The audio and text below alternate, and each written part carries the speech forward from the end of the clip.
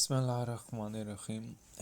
हमारा टॉपिक है condition of particle, equilibrium of particle on inclined plane, यानी कि इंक्लाइंड प्लेन के ऊपर किसी पार्टिकल का जो ऊपर है हम उसे डिस्कस करेंगे। और कंडीशन फॉर लिमिटिंग इक्विलिब्रियम, ठीक है, और लिमिटिंग इक्विलिब्रियम के लिए क्या कंडीशन होती है हम वो डिस्कस करेंगे।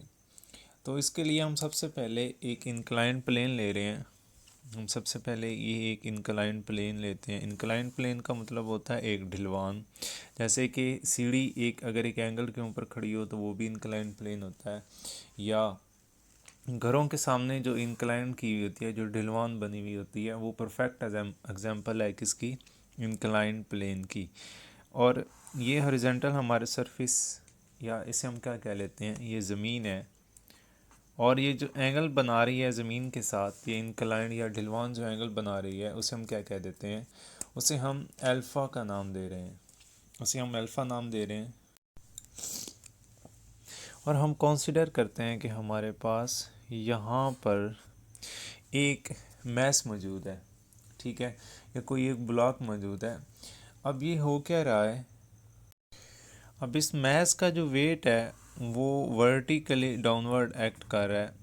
क्या वेट है उसका, mg, w इज इक्वल है mg के, और इसका जो रिजल्टेंट है वो नॉर्मली एक्ट कर रहा है r, ठीक है। और ये अगर हम इसका कंपोनेंट बनाएं, इसके मैस को अगर हम रिजॉल्व करें या इसके वेट को हम रिजॉल्व करें तो इसके दो कंपोनेंट बनेंगे। अब ये भी एंगल अल्फ़ा के ऊपर है, इसका एक हॉरिजॉन्टल कंपोनेंट बनेगा, वो क्या होगा, M G cos of alpha, और इसका एक वर्टिकल कंपोनेंट बनेगा, वो क्या होगा, M G sine of alpha. और जो कंपोनेंट इसकी मोशन की वजह बनेगा वो कौन सा होगा, वो M G sine of alpha होगा। अब इसकी मोशन इस डायरेक्शन में है, जाहिर है अब इसकी लॉज ऑफ फ्रिक्शन के मुताबिक इसकी जो फ्रिक्शन की फोर्स है वो क्या अपोजिट डायरेक्शन में या बैकवर्ड डायरेक्शन में होगी, वो क्या होगी, म्यू आर होगी, ठीक है। तो ये हमारा क्या होगा, एक ब्लॉक जो है वो एक सरफेस के ऊपर मौजूद है, उसके लिए ये सारी कंडीशंस हैं। अब हम इसकी थ्योरी लिख लेते हैं। इसकी थ्योरी में क्या लिखेंगे, हम लिखेंगे consider a body of mass m, consider a body of mass m in on inclined plane, किसके ऊपर, इंक्लाइंड प्लेन के ऊपर, इंक्लाइंड यानी कि इसे इंक्लाइन किया गया है या ढलवान किया गया है,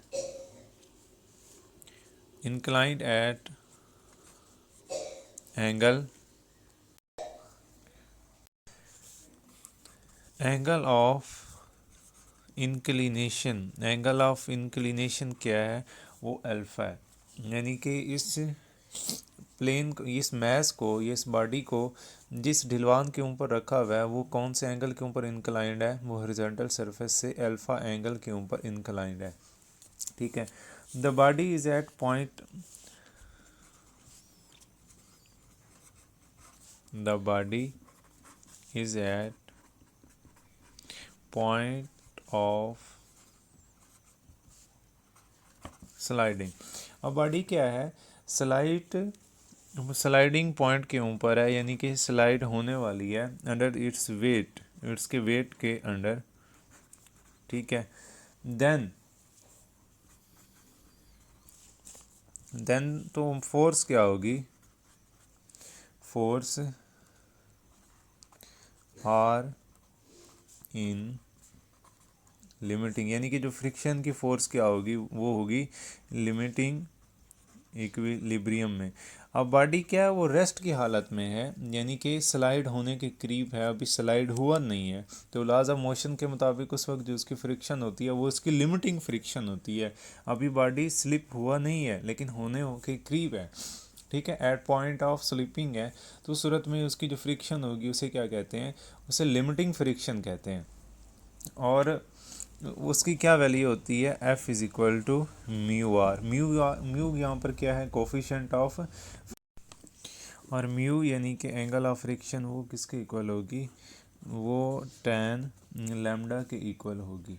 ठीक है, एफ यहाँ पर फोर्स ऑफ फ्रिक्शन है और म्यू क्या है, कोफिशिएंट ऑफ फ्रिक्शन, और म्यू हमें मौजूद है कि एंगल ऑफ फ्रिक्शन। अब हम क्या करते हैं, नेक्स्ट हम फोर्सेस को रिजॉल्व करते हैं। हम क्या लिखेंगे, रिजॉल्विंग फोर्सेस अलोंग। अब हम क्या करते हैं, फोर्सेस को अलोंग और परपेंडिकुलर प्लेन क्या कर लेते हैं, रिजॉल्व कर लेते हैं। सबसे पहले अलोंग द प्लेन, ठीक है, यानी कि प्लेन के अलोंग, तो वो हमारे पास दो फोर्सेस हैं, एक है एम जी साइन अल्फ़ा और वो किसके अपोजिट है, म्यू आर के अपोजिट है। ठीक है, तो हम क्या कर लेंगे, जो इस डायरेक्शन में फोर्सेस हैं उसे लिख लेते हैं। सबसे पहले वो क्या है, एम जी साइन अल्फ़ा, यानी कि हॉरिजॉन्टल फोर्स, और ये किसके अगेंस्ट एक्ट कर रही हैं, ये अगेंस्ट एक्ट कर रही हैं म्यू आर के। इसे हम यूँ भी लिख सकते हैं, या इसे हम यूँ भी लिख सकते हैं, M G sine of alpha, और म्यू आर क्या है, इसके ऑपोजिट है, तो इसे हम क्या लिख देंगे, म्यू आर, और ये किसकी इक्वल आएगी, ज़ीरो के। बाद में हम इसे उस साइड पर लेकर जाएंगे तो हमारे पास यही इक्वेशन हासिल होगी। इसके बाद हमारे पास क्या है, परपेंडिकुलर टू प्लेन। अब परपेंडिकुलर प्लेन के परपेंडिकुलर जो फोर्सेस हैं उन्हें हम डिस्कस करते हैं। वो हमारे पास हैं, एक हमारे पास फोर्स क्या है, नॉर्मल फोर्स है आर, जो कि अपवर्ड है, और डाउनवर्ड फोर्स क्या है, वो इसका वेट है, और वेट का कौन सा कंपोनेंट है, वर्टिकल कंपोनेंट, वो किसके इक्वल है, M G cos of alpha. ये वेट का वर्टिकल कंपोनेंट ही है, लेकिन चूंकि ये एंगल अल्फ़ा के साथ है इस वजह से ये इसके लिहाज से तो हॉरिजॉन्टल कंपोनेंट है। ठीक हो गया, तो ये क्या आ गया, M G cos of alpha, तो ये वेट का हॉरिजॉन्टल कंपोनेंट हमने लिख लिया। आर किसके इक्वल आ गया, M G cos of alpha. अब हमारे पास दो इक्वेशन आ गई, एक इक्वेशन 1 और ये इक्वेशन 2। हम क्या करते हैं, आर की वैल्यू इस इक्वेशन से इस इक्वेशन में पुट कर देते हैं, इस इक्वेशन में पुट करते हैं। ये इक्वेशन क्या है, M G sine of alpha, R की वैल्यू वहाँ पर पुट होगी तो ये क्या बन जाएगी, M G cos of alpha. M G से कैंसिल हो जाएगा, तो साइन अल्फ़ा किसकी इक्वल आ जाएगा, म्यू काज अल्फ़ा के। ठीक है, अब साइन अल्फ़ा है, काज अल्फ़ा यहाँ आकर क्या हो जाएगा, डिवाइड, म्यू की इक्वल आ जाएगा। साइन अल्फ़ा और काज अल्फ़ा ये किसकी इक्वल आ जाएगा, टेन अल्फ़ा, और म्यू किसके इक्वल है, म्यू टेन लैम्डा की इक्वल है। इसकी हम वैल्यू पुट कर देते हैं, टेन लैम्डा। अब टेन टेन से कैंसिल हो जाएगा तो यहाँ पर अल्फ़ा किसके इक्वल आ जाएगा, अल्फ़ा लैम्डा के इक्वल आ जाएगा। इसका क्या मतलब है, इसका मतलब है body is at point of sliding under its own wait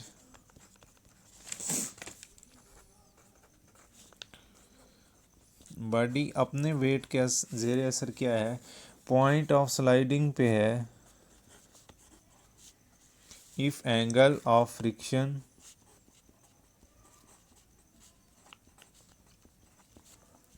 is equal to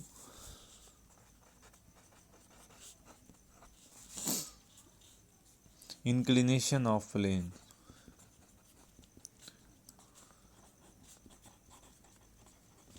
यानी कि जब हमारे पास ये जो एंगल ऑफ फ्रिक्शन है ये किसके इक्वल आ जाए, एंगल ऑफ फ्रिक्शन क्या है, लैम्डा, ये अगर इंक्लिनेशन ऑफ प्लेन यानी कि अल्फ़ा के इक्वल आ जाए तो उसके केस में क्या होगा, बॉडी अपने वेट के ज़ेरे असर पॉइंट ऑफ स्लाइडिंग के ऊपर होगा। यही चीज़ हमने प्रूफ करनी थी और यही चीज़ हमने क्या कर दी है, प्रूफ कर दी है, कंडीशन फॉर लिमिटिंग इक्विलिब्रियम।